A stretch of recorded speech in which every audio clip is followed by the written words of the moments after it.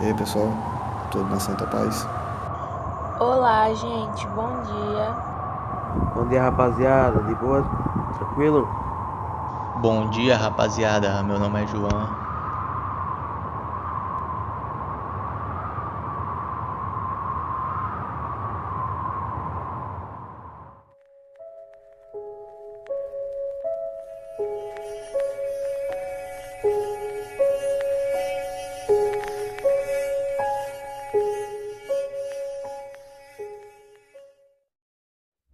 A Tanzânia é um país localizado na região oriental do continente africano, local onde foi detectado pela primeira vez o vírus chikungunya em 1950, após um surto da doença. Esse vírus faz parte da família Togaviridae, do gênero Alphavírus, uma família bem especializada em causar dores bastante intensas pelo corpo.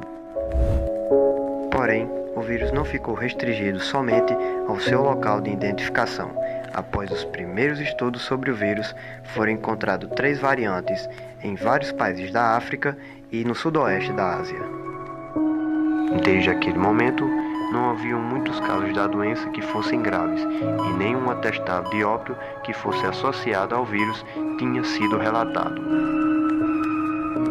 Durante 55 anos, o chikungunya teria permanecido nas regiões próximas do Oriente Africano, quando em 2005 o vírus sofreu pequenas mutações na proteína E1, uma substância responsável por auxiliar a replicação do vírus, e no envelope viral, que seria uma espécie de pele para o vírus.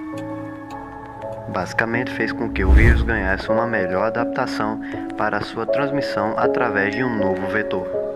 Isso fez com que o vírus, aos poucos, fosse tomando espaços em novos lugares, até mesmo nos mais afastados, como a Ilha da Reunião, localizada ao leste de Madagascar.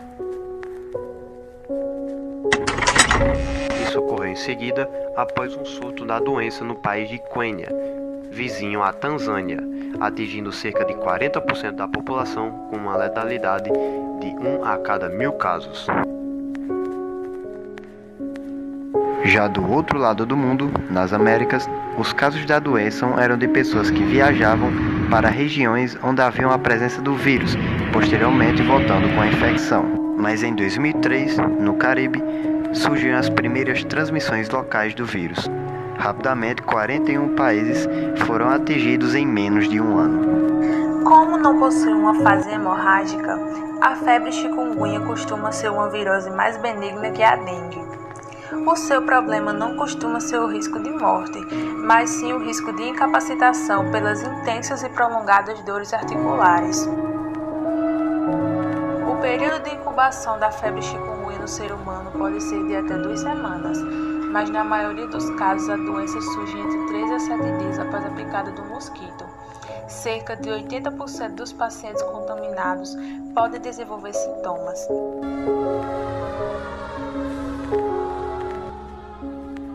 Dor de cabeça, dor muscular, cansaço, diarreia, vômitos, conjuntivite, dor de garganta e dor abdominal também são sintomas comuns na fase inicial da doença. A chamada fase aguda da febre chikungunya começa com uma febre geralmente ao redor dos 40 graus, associada a mal-estar e intensa dor em várias articulações. As dores articulares costumam surgir nas primeiras 48 horas e atingem cerca de 90% dos pacientes com febre chikungunya. As dores surgem no corpo inteiro, mas os locais mais afetados costumam ser as mãos, punhos, pés e tornozelos. Intensa dor lombar também é comum. O infectado pode ter dor em mais de 10 grupos articulares ao mesmo tempo. Nos primeiros 2 ou 3 dias de doença, até 75% dos pacientes apresentam pequenos pontos avermelhados e agrupados, geralmente no tronco, mãos e pés. Cerca de 1/4 dos pacientes queixam-se de pruridos nas lesões.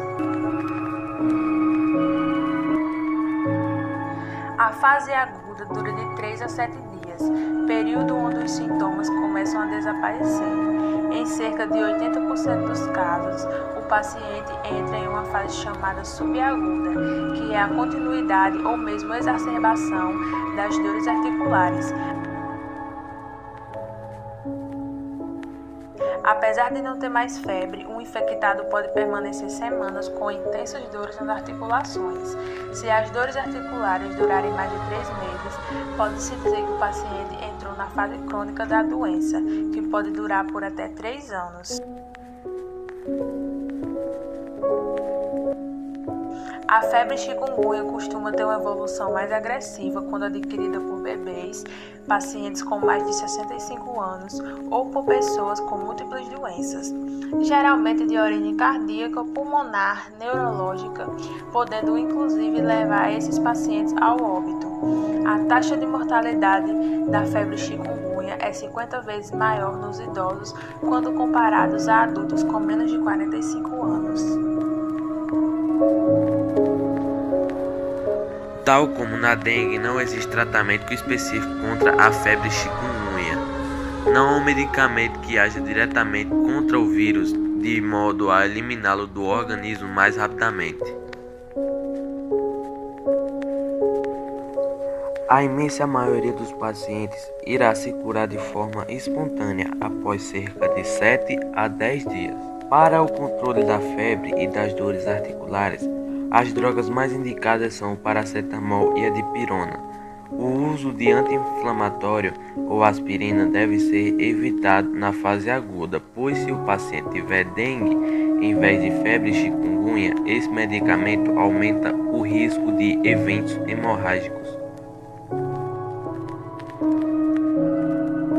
Na fase aguda também são contraindicados os corticoides, pois esses são fármacos que inibem o sistema imunológico. Na fase crônica da doença, porém, se as dores articulares ainda não estiverem presentes e não houver uma boa resposta aos analgésicos e anti-inflamatórios comuns, os corticoides podem ser uma opção válida para o controle da dor.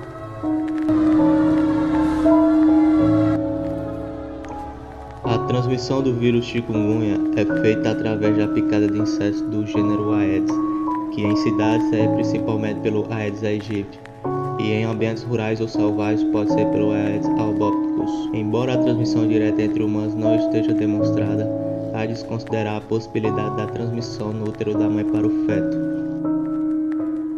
O período de incubação do vírus é de 4 a 7 dias e a doença, na maioria dos casos, é autolimitante. A mortalidade em menores de 1 ano é de 0,4%, podendo ser mais elevada em indivíduos com patologias associadas. Como ainda não há uma vacina contra o chikungunya, a maneira de evitar o alastramento da infecção é reduzir ou eliminar a presença do mosquito Aedes aegypti, o principal transmissor da doença.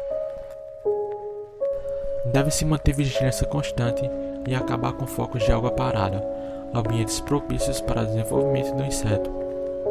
As medidas aconselhadas são manter tampadas reservatórios, colocar areia em pratos embaixo de vasos de planta, limpar calhas, não guardar garrafas, pneus ou qualquer outro vasilhame em lugares sujeitos a formar poças e não deixar lixo parado. Também é recomendado instalar telas nas janelas para impedir a entrada do mosquito, mas também vale lembrar que o criador deles pode estar justamente dentro da sua casa. Outra tática para afastar o Aedes aegypti e, consequentemente, o chikungunya é passar repelente no corpo. A orientação é fugir de fórmulas caseiras e investir nos produtos industrializados, feitos com substância conhecida pela Anvisa.